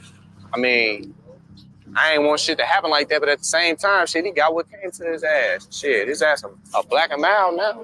How do you feel today about the incident? Do you have any, I guess, remorse or any... What you mean, like right after it happened? Yeah. I mean, shit. Because I guess a million thoughts would be going through your head straight away. I would think. I'm not sure, though. I mean, Yeah, shit. he wanna do it. He didn't want to do it, but he had to do it.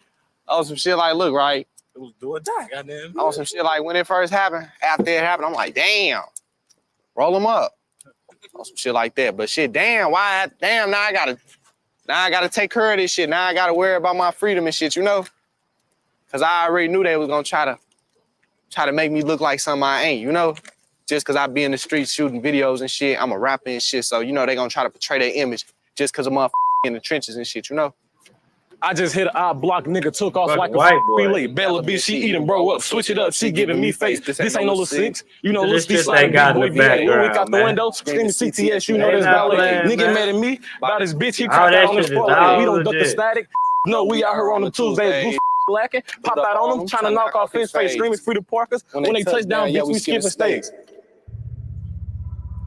That shit be legal. Now all you gotta do is be 21. You wake up, dead. You blink and one dead. People die every day. Yeah, like that. In St. Louis, people die. Somebody gonna die every day. Every second. Like every day. It's wicked. Do you think a murderer can be a good person? A murderer? Yeah, for sure. Yeah, for sure. Yeah. The army murder. The like, army kill people. They got a reason for killing motherfuckers. The army There's kill always people. a reason. Shit. Two A sides to murderer the could be a good person. Always two sides to the story. If they got a good reason for doing what they doing on some shit. No. Because the prosecutor sucks you. I mean, you're a bad person. Real. Not really, bro. Okay. So just because a person's murdered someone doesn't mean that they're a bad person. It means they made a very bad choice. And maybe someone going to jail for the rest of life is the best thing for them. You gotta think. You gotta see what turned that man to a murderer. What turned him to a murderer? A good He job. could have been a good motherfucker, God man. damn. Motherfucker Sorry to hear that, quit him Miss shit. Sean. They touched the God wrong damn. man. So it be like this. Shit, you can't just say that shit. Murders. I know some man. I ain't gonna talk about it. But niggas is murderers out here. They have good hearts. Most murderers I know have good hearts. Gang. Hey, raise your hand if you've been shot. Shit hurt. That's insane, bro. Yeah, I've been shot 4-5 times. Different occasions. Right here. There's a bullet still in there. Is the bullet still in? 4, 1. They don't stop nothing, though. 3. It ain't cool or fun. They don't stop nothing. Surely that's not an enjoyable life, bro. No, it's not. For sure it's not. That's why. How's it ever gonna end then, bro? Like, I don't think this shit gonna end. It ain't gonna end unless we get out something. Yeah, that's a long time. My brother got 42. Yeah, 40 years. Yeah, for sure. Yeah. Oh, look, this ain't that old school back in the day bullshit, man. If one of the homeboys decide to, you know what I'm saying, turn over a new stone in this, we perfectly fine with it. You know what I'm saying? Like, this ain't, we ain't doing none of that. Don't think for 1 minute like we okay with doing the shit that we do. You see what I'm saying? If we could reverse time and do it, you see what I'm saying? Motherfucker probably do a whole different path. You see what I'm saying? But right now, today, this is what we own. You see what I'm saying? do you wish you went a different path? Every day. Every day. Every day, bro. I do, but I ain't gonna lie. Let's go. But I love what I do right Let's now. I go. love my mother bros. This grape and crack shit. Bro. Do you ever regret being in the streets? Oh, yeah. Switch to Chrome to load your favorite sites fast, so you can browse with ease. I don't regret nothing. So it ain't nothing in the world I regret. Because I live and I learn from it. So I don't regret nothing I did besides jumping off the porch, because that's what I signed up for. So I don't regret none of the others, like the jail and all the other shit. I don't regret none of it. Do you both have to constantly look over your shoulder? Hell yeah. Yeah, definitely got to look over our shoulder everywhere we go. If the op said to you guys, let's call a truce, what would the response be? It depends who it is. It depends who it is. Some depends motherfucker, who we it ain't is. coming back from shit. Some Y'all done went too far. I ain't gonna lie, no, it's like right off the rip. Murder, I'm on you. Or he on me. No, I ain't gonna shit. He on me or I'm on you. It depends who see me first and who up first, you know. Now he probably Winston going Lewis, and it is hot. now that was one side. He probably gonna go to the other side of town. Now that's probably what he gonna do. Getting bitten by mosquitoes, looking forward to go home. And everyone who's living here doesn't really want to be living here, which is heartbreaking. It looks cool. But I guess it's such a small city. When you go 5 miles in the wrong direction, you'll end up in the wrong place. But what's crazy is I've spoken to civilians in these areas, and they don't hear about murders. So these murders are definitely concentrated to small parts of the city. And the city's small as it is, so you can imagine how violent those cities really are. And what's the most vulnerable position you've been in since you've been in the streets? Being shot in front of my mom. I say my worst injury, my brother died. Standing over my little cousin while he dead. Losing our people, that's our worst memory. That's why like this get deeper and deeper. Real for like it's deeper than it's deeper than what people really think. You know what I'm saying? So that's why I don't feel into a lot.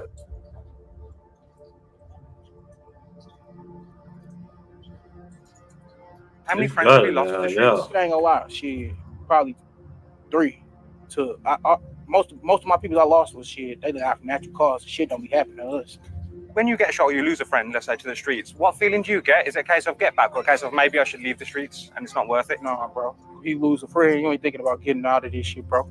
And bro, if your op said to you, let's call a truce. They said it all the time. Yeah. And what's the response? Bro, I'm gonna keep it up. What Vernon off 1700 say? We are murdering their ass. No, I'm just You niggas crazy. Bro, we ain't calling no truces. We ain't peace treaty, bro. That shit up forever, bro. Let's go keep it all the way real, bro. How come it's not possible? Bullshit. That's all that matters. Bullshit. Bloody 7. 7. Yeah, stuck in her head. Well, could have been avoided. They had to do her like that. 7-year-old. I mean, was that intentional? Yeah, it was intentional. Do you understand? Yeah, in this life, there's still rules. And They ain't got no rules. I ain't gonna lie, like, we grew up on it.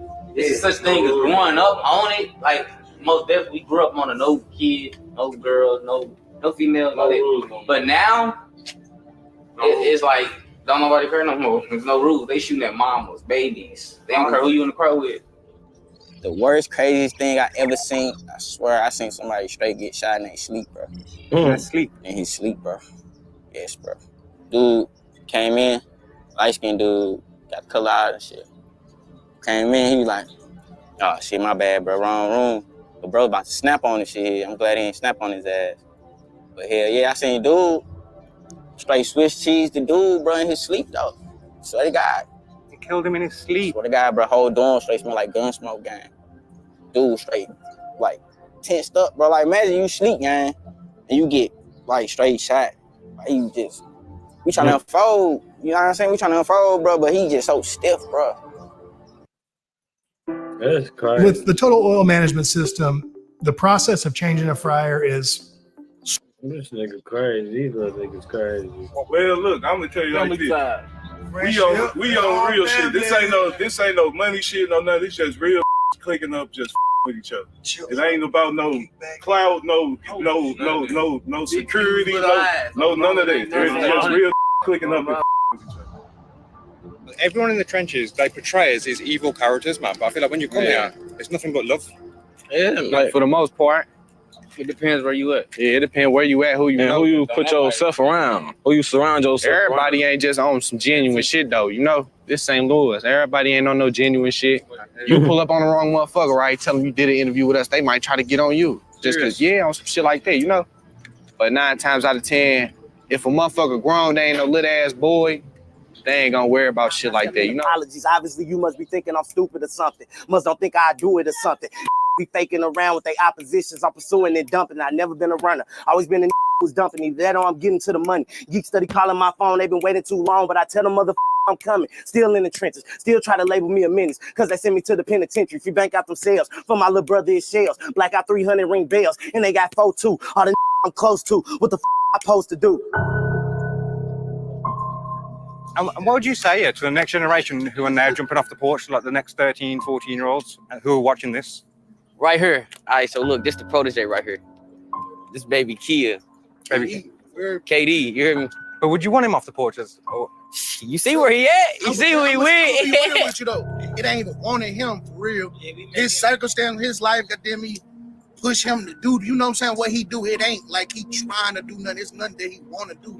This shit that real. This like, a product of his environment. You really don't have options. It's limited in this shit. Come out here, we try to make him go to school all day. Like, how old is he? Tell him how old you is, little bro. 13. How long you been out here? Crazy, y'all. I shouldn't even see him over here.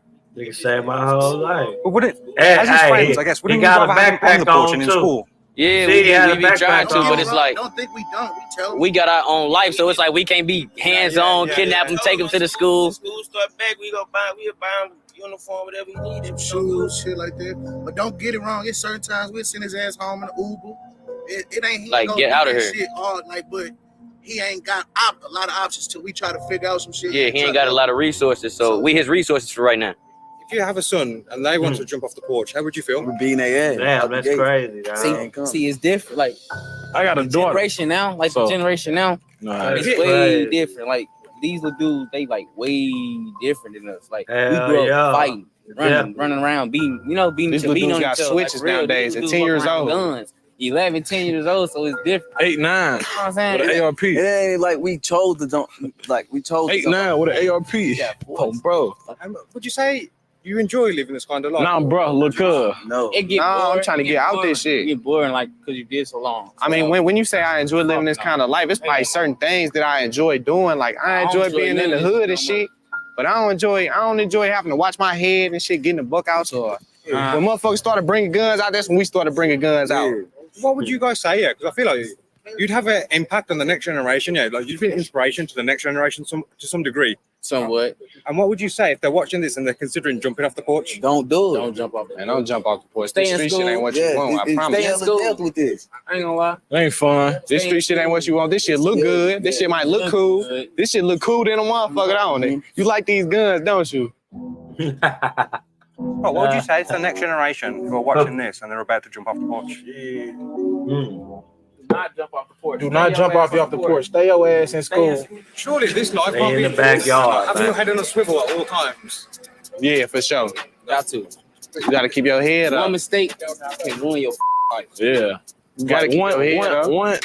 One time, one blink of an eye, like. Swear to God. This shit is pointless, gang. Most of this shit is pointless. Look, it's pointless. Shit is pointless, but shit is what it is. What would it take for you to leave? We gotta get rich. It ain't even I that. told you, we got. You're not gonna be. We gotta either get rich You're not gonna or be done doing nothing until you absolutely tired of it, man. At the end of the day, you know what I'm saying? We can get rich, still be in the streets. I ain't gonna lie. When we tired and we done with playing in the streets, guess what? We gonna turn up a new star. You know what I'm saying? Yeah.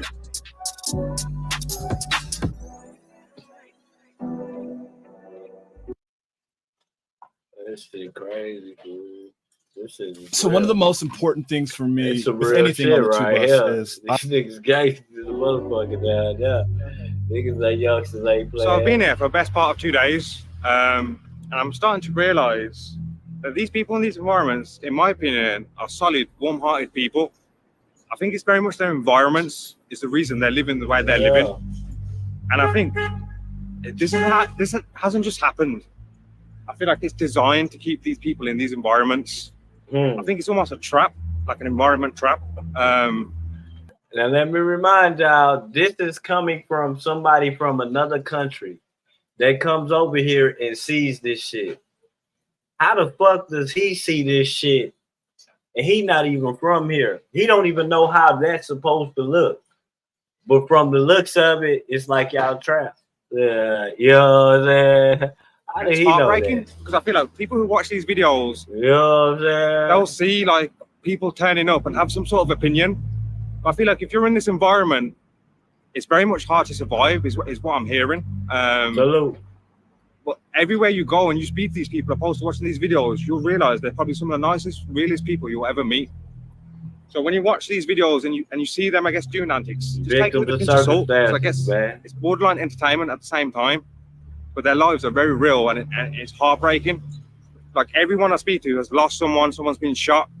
And like I said, I think this has been planned. This is not just something that they're deciding to do. But yeah, just keep watching it and hear the rest of these heartbreaking stories. Man, how can I he feel see like that these, shit? These He neighborhoods can see that shit. That this shit isn't is crazy. accidental. I feel like the white man has designed this black on black crime, bro. You know and they're what I'm promoting saying? demonic music. There's no opportunities. They're trying to keep black people in these environments. And I feel like what's happening is, bro, this is a racist man's wet dream, bro.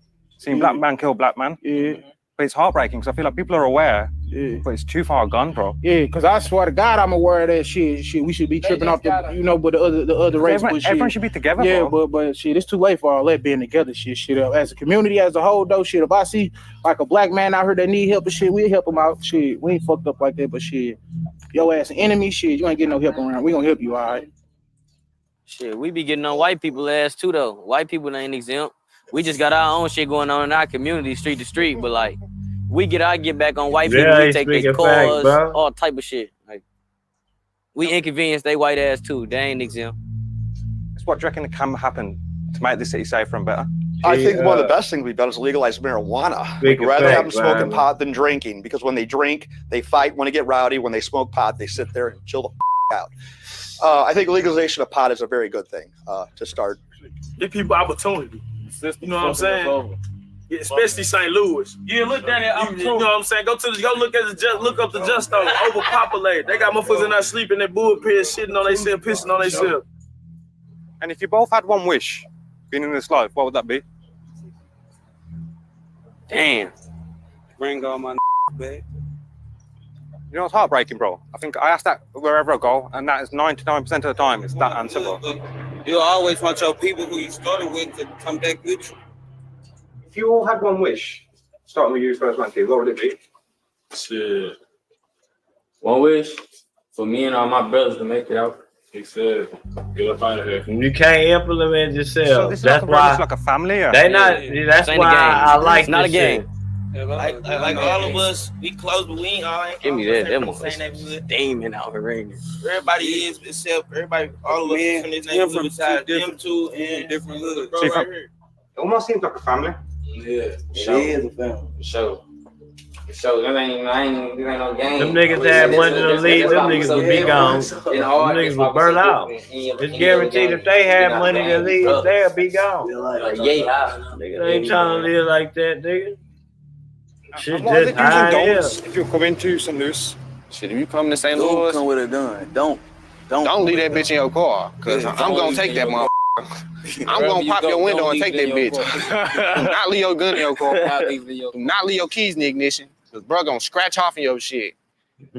And how often does violence occur or shootouts happen in general in St. Louis? Shooting shit. He probably finna be shooting us around this motherfucker all day, every day, bro. Oh, surely that's an anxious way to live, man. Like, what? Does anyone here have PTSD? PTSD. Shit, damn right. Damn right.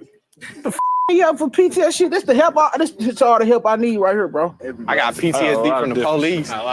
Shit like that. PTSD from scrapping ass, toxic ass bitches. Fourth of July. I don't know what type of PTSD he talking about. I got up PTSD. I got some car accident PTSD. I got PTSD from these hoes. Again, I'm out the window. I'ma work the off. Call me Mr. Get It Gone, or call me Mr. Get It Off. I could get it off the Yeah, phone, it's so I different could get it now, off this man. block. I get busy. That's with not the gonna like happen. we They'll buy probably cars, fight make different in different situations. That's something you Well, what's gonna I guess, happen when can they you after two, the fight? obviously being artists and being in St. Louis, walk anywhere you want in the city? Can't do that. I'm gonna be honest. I can do it, but I can't do it. Like I ain't supposed to, but I do it anyway. I could do it too, but I just don't be on none of that no more. I don't be on none of that no more. We do go in public, yeah, and I ain't gonna lie, we do be going in public shit. We ain't ducking a damn thing. We going in public regardless. Shit, it's just gonna be that if we go in public shit. We ain't ducking shit. And when did you both jump off the Porsche initially? Shit, I was like 9. 9? Yeah. Ain't gonna fake it. It was like 17. 17. So how did that affect your families? I'm gonna say, my mom and my daddy, like, if they hit 40, they come from the trenches. They still do the same shit right now they was doing when they was 16, 17. So it ain't affect them. They just the taught me shit. You unalive gonna do capital of something, the nigga, so you world. stand on it. Youngsters Whatever don't it is make you it. You born in the shit. Don't make it. You feel me? Come on, look at this, bro. Look at this shit, bro. Motherfuckers ain't even cutting their lawns and shit. You got grass coming out the sidewalks. A lot of motherfuckers. This motherfucker. A lot of motherfuckers don't see the politics of this shit. They they speak loudly. They don't understand. Do you understand that in high crime areas, they ain't no strict gun laws? We ain't talking about in New York or nothing. Nigga, we talking about down south, nigga. This the M capital. With them being gun laws, with that M capital, you youngsters gonna get guns just regardless. You can't blame them. Goddamn, why not? Why not? And then this is what you get out of it. But nigga, H-Town, which is Texas, man, these are Dallas. These are high crime areas. Memphis, nigga. Straight gun, insane gun laws. Florida. These are nigga, they got the same shit, nigga. This is set up like this. It's dangerous, nigga. Ain't no talking shit to nobody. Ain't no road rages around here, Texas. You'll get your ass shot behind cutting somebody out, man. Like, this ain't no play around here, nigga. Nigga, you get into it with a nigga over some bullshit and get your bitch ass smoked. Like, and that's for real, dog. Like, it's set up like that, dog. Like, Bro, don't care about this motherfucker, bro. Real life GTA. Shit, my parents, shit was my daddy was already dead. Shit, I'm sorry to hear that, bro. My mama always lived out of town, so she they ain't had no say so on shit for real. Same. My daddy did, so I had no choice. After my daddy died, all that good shit was out the window, so I had to. As you could undo it after this shit happened, I had just got out here, got the hustling and shit. And do either of you regret making that choice? Nah. I'm gonna say yeah, but no. What's the worst memory you have that you can speak on? Man, I shot my motherfucking self. Shot yourself? Damn straight. Fuck, I heard it. Man, arguing with somebody, the gun fell. I went to catch it when I caught it and shot. Fucked myself up. He was right there like a motherfucker laughing. Tell me about your music and when you both started. I started in 2019 and got locked up in 2020. How about you, bro? When did you start music? Like 2020 when he went to jail. And what do you think drill music is good for society? Yeah. Yeah. Because I feel like it's good for society because shit, it's people that then been through it and there's people that just want to know what's going on. Instead of them getting out here hands on with it, they can just hear how this shit go. Like you can teach a lot of people a lot of shit without them having to do it. Let's just say if you had a son, yeah, how would you feel if they want to jump off the porch? He thugging. For real, he thugging. He gonna be around it anyway. I'm gonna beat my son ass right back on the porch. Hey, in no way. If you could describe it in a couple of sentences, what would you say St. Louis is like? Ain't no way. Loving, hating, and killing. Two things that I hate is a rat and disgusting bitch. Most of these hoes that's bad, just good for ass. You can't relationship. I'm in something fast with the V8. I hit the gas to drip. I'm in something crazy. Big buck 80. Please don't scratch my whip. All right, that's that, man. That's that. Them young niggas is crazy over there. They ill, man. Like, you gotta understand, man, that shit is designed like that, dog. It's designed like a switch. Nigga, who the fuck black come up with a switch? Nigga, and then look at the region that them hoes is getting caught in. Like, you can look up, they got some shit where you can look up the region where the people who got caught with the switches and shit. Man, it's some South, that shit is all up East Coast. Nigga, that's somebody white making them shit with a screen printer. You know what I'm saying? Nigga, we ain't got nothing to do with it. Of course, we gonna take advantage of it because the nigga in Chicago can't walk around with them big ass guns like that. It ain't legal. So you know what? Why not get a little gun that acts as a big gun? That's why they got them, bro. You get what I'm saying? These niggas down here don't got a pump fake. They gonna keep that big little fanny pack, whatever you call that bitch. Not the little ones, the big ones. Man, them niggas be having drums in them hoes and shit, man. Like, protect yourself, man. I don't feel nothing wrong about protecting yourself when you seen some of the shit that a nigga done seen. Now, I'm not saying you pull out your gun on camera and none of that. You know what I'm saying? That's not what I'm saying. Protect yourself, man. You just seen the shit that I seen, man. And I ain't even in Chicago. My nigga, I'm talking about shit that you seen in this little old ass country town, military ass town right here that I seen. I said you get the key thoughts. I say military town. Military town, man. What kind of guns you think they got around here? My nigga, like, protect yourself, fool. You don't need a license. All you have to do is be 21. You can go right in there and buy you an AK. You can go right in there and buy you a Draco. You can go right in there and get you an FN, nigga. You can go right in there and buy whatever the fuck you want. And you don't need a license, nigga, to carry it. Nigga, you can ride around with that hoe.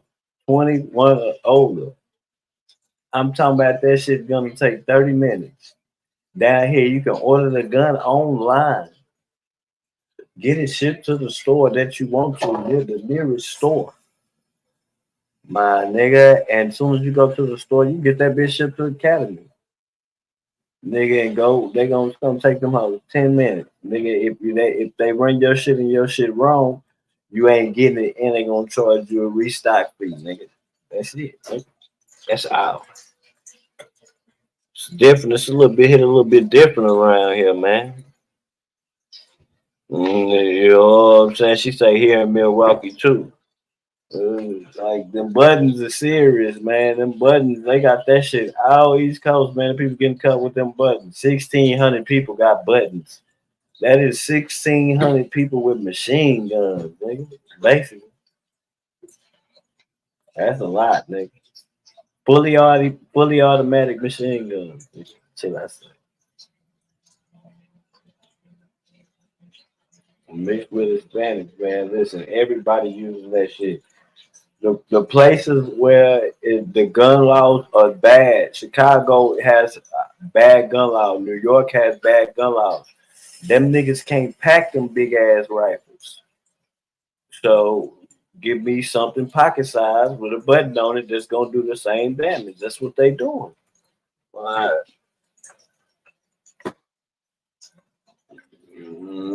That's what they doing, bro. That shit there is crazy. Like we ain't know that shit is made by a screen printer, nigga. I ain't learned nothing about that shit till I started looking at the internet. Man, we don't know shit about shit like that, man. That shit is made by some white people, bro. Shout out to the white people. I'm just saying, there's no way we knew that you could build this thing, put this bitch on the back of this one. It's only made, and then what's crazy about it, they don't got them for all types of guns. They only got it for one specific gun. The brand that makes the most money. You know, pay attention to the sign. You get what I'm saying? The brand that makes the most money out of all the brands of guns, they make it for that. I don't think that shit crazy. They don't got no buttons for no Taurus. They don't got no buttons for no Rugers or no. They don't got buttons for them hoes. That shit is only for Glocks. You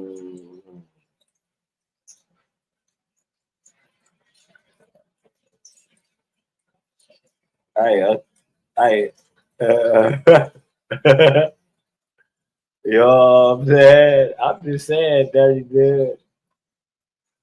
Nah, I know what you talking about. That shit'll kill you, nigga. Just like a bow and arrow will kill you, nigga. Nigga, a bow and arrow will kill you. It is people that hunt with bow and arrows. Them bow and arrows across. I ain't talking about the one you pull back. I'm talking about the one that's side to side with a trigger on it. Nigga, that shit will kill something, nigga. What the fuck is wrong with y'all? Like, a real slingshot nigga will kill an animal. Man, y'all crazy, man. That's a weapon. Nigga, that's just like having some brass knuckles or something, nigga.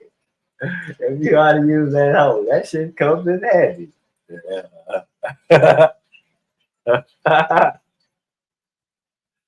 Nah, for real though.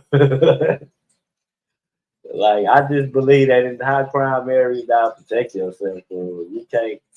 There's no way that you can do what you want to do and live like that. Like, come on, my nigga. It's the murder capital of the world, dog. Like, yes, them gun people need them weapons, man. Now, if they going for the big ones, I ain't agreeing with all that. Them big ass machine guns and shit. No, that's not what I'm saying. I'm talking about like them niggas. They making it where you can go for the motherfucking most dangerous weapon. Man, that Draco is what they jumped out on Young Dolph with. Man, that shit did terrible damage, nigga. You know what I'm saying? Like that shit go through 2 car doors at one time. 223. I mean 556. Like then now they got the F and N. The F and N shoot baby 556. That shit is gonna kill you. 21 in that gun, man. Like my favorite weapon. Like, nigga, it's crazy right now, man. And I don't give a damn what they say. There's no way I'm gonna go somewhere without no gun. And I see females with them motherfuckers. Hell nah, nigga, it's crazy. You can get your ass shot by a woman playing around over a parking space or something, nigga. Yeah, for real. That shit crazy. We don't live. I'd be damned if I say that our shit is like they shit. Hell no, it ain't like that. Them niggas look like they living rough. You seen they was hot, sweaty. They was looking like they was living rough. Like the little youngsters say they send him home all the time and shit. He keep coming back. That's the ghetto for real. That's the ghetto for real. Like that shit hard out there, bro. I'm good on that type of shit. I'ma chill right here in Texas. We got it like this. Fuck all that shit. Man, it's been good. I'm gonna get the fuck up out of here, man. Salute to y'all. Appreciate y'all coming through, man. I'm gone, man.